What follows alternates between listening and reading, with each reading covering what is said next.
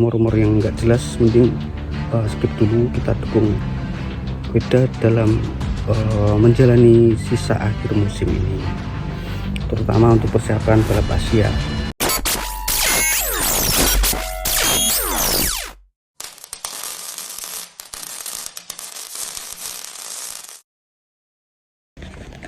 Oke, jumpa lagi dengan kami di Last Corner, teman-teman. Jadi apa kabar semuanya? Semoga selalu sehat dan diberikan rezeki melimpah, amin. Banyak sekali rumor tentang Weda Pratama akan ke Aspar, akan ke Intech GP dan Evolve. Ya, saya sebagai saya menempatkan diri sebagai pecinta balap motor saja di sini. Jadi saya nggak ada hubungan dengan, atau statement saya nanti nggak ada hubungannya sama Weda ataupun keluarga Weda. Jadi saya hanya ingin sedikit memberi gambaran tentang rumor-rumor tersebut. Ya memang kita butuh rumor ya untuk Weda, untuk seseorang yang public figure itu sebenarnya butuh rumor, tapi rumor itu kadang bisa sangat mengganggu ketika dilempar ke publik dengan bertubi-tubi, dengan berganti-ganti ini apalah itu. Menurut saya gini, saya akan mencoba memberi gambaran teman-teman untuk pertama untuk Aspar dulu lah. Quilas naik, Quilas naik ke Moto2. Rider utama selanjutnya adalah Morelli. Jika Weda masuk ke Aspar, maka Weda otomatis akan menjadi rider kedua.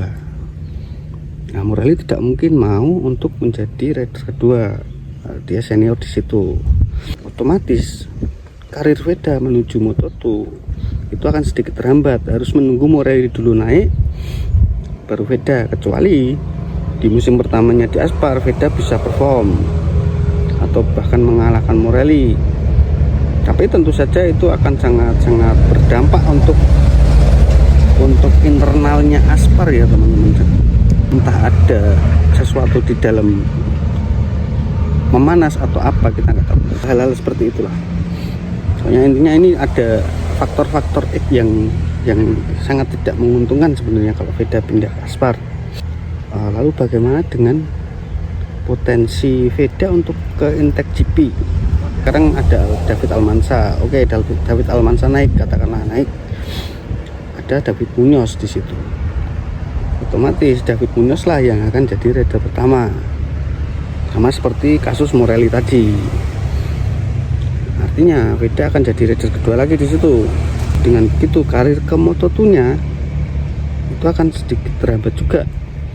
Ya kita semua tahu potensialnya Weda seperti apa, talentanya Weda seperti apa. Tapi ketika berganti tim, berganti motor, meskipun motor itu dianggap motor terkencang di kelas Moto3, itu tidak menjamin seseorang akan langsung ngeklik dengan suasana tim, terutama ya berganti mekanik, berganti kru itu butuh adaptasi lagi dari nol, seperti itu. Kita nggak tahu masa depan Weda ya, saya sendiri nggak tahu masa depan Weda seperti apa, karena saya sengaja tidak pernah tanya Coach Momon.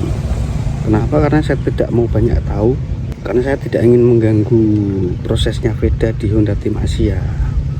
Di sini saya hanya menanggapi rumor-rumor sebagai sesama netizen saja. Saya tidak mewakili keluarga Weda, tidak mewakili Coach Sudarmono. Bahkan saya bikin konten ini tanpa bertanya dulu sama Coach Momon, karena ini tanggapan saya secara netral sebagai netizen ya.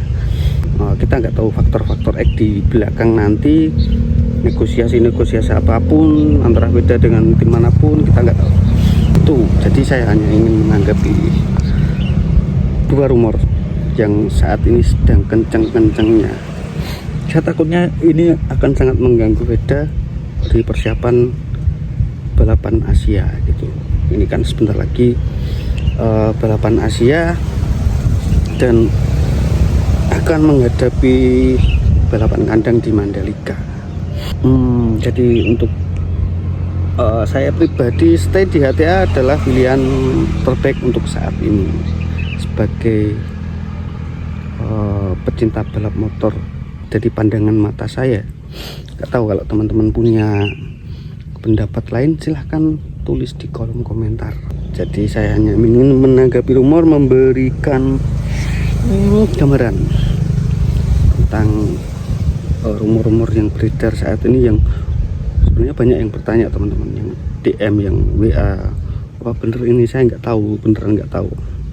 Rumor-rumor itu saya anggap nggak valid karena nggak ada sumber yang valid juga. Dan ini masih pertengahan musim, baru selesai summer break, jadi terlalu dini untuk menanggapi rumor sebenarnya. Rumor itu asiknya dibahas di akhir musim. Memang untuk kelas-kelas tertentu atau untuk pembalap-pembalap tertentu pertengahan musim begini asik buat bahas rumor, kayak Morelli, Quiles. Itu pembalap-pembalap yang musim ini benar-benar kompetitif dan potensial naik ke Moto2. Tapi untuk beda seorang debutan, saya pikir rumor-rumor ini bisa jadi sangat mengganggu untuk persiapan beda. Jadi saya harapkan teman-teman bijak juga menanggapinya, ya dewasa lah untuk menanggapi, jangan cepat percaya karena kita nggak tahu sumber-sumber rumor itu dari mana gitu. Oke teman-teman, yang setelah ini saya akan membahas adalah hujatan dan bulian, nggak cuma ke Veda sebenarnya, ke pembalap-pembalap muda lain. Ketika mereka sedang tidak perform, tidak kompetitif misalnya, itu banyak komentar-komentar miring. Jadi saya sekarang sedang di pasar sapi teman-teman. Coba sekali-kali kalian itu lihat latihan mereka lah di dekat rumah kalian. Kalau ada yang latihan balap, coba kalian datang, coba kalian tengok mereka bagaimana mereka latihan, meluangkan waktu, mengorbankan waktu bermain mereka untuk berlatih keras di cuaca panas maupun hujan. Jadi sebenarnya bulian atau hujatan itu nggak akan mereka keluarkan kalau mereka tahu bagaimana perjuangan pembalap muda Indonesia itu berlatih mulai dari usia dini, bahkan mulai mini GP di sini. Kalau ada mini GP biasanya LCU dan teman-teman itu latihan di sini juga. Mereka sejak TK ya, umur TK 6 tahun, 5 tahun, bahkan ada yang 4 tahun sudah mulai rajin berlatih. Jadi ketika mereka meniti karir itu dan tidak perform, sebaiknya hindari untuk menghujat. Sesekali kalian datang ke tempat latihan, lihat bagaimana perjuangan mereka berlatih. Maka nanti ketika mereka berada di level kompetisi yang lebih tinggi, kita tidak akan tega untuk membuli mereka. Jadi mungkin itu saja video dari saya. Semoga teman-teman juga bijak mencari berita tentang Veda Pratama, rumor-rumor yang nggak jelas, mending skip dulu. Kita dukung Veda dalam menjalani sisa akhir musim ini, terutama untuk persiapan balap Asia. Dan nanti saya akan datang ke Mandalika. Saya belum tahu saya mau naik motor atau nanti kereta. Nanti saya akan kabar-kabar ke teman-teman. Kalau bisa kita ketemu di sana, atau nanti saya buat konten juga di sana selama perjalanan ke sana. Oke. Mungkin itu saja video dari kami. Sampai jumpa di tikungan berikutnya.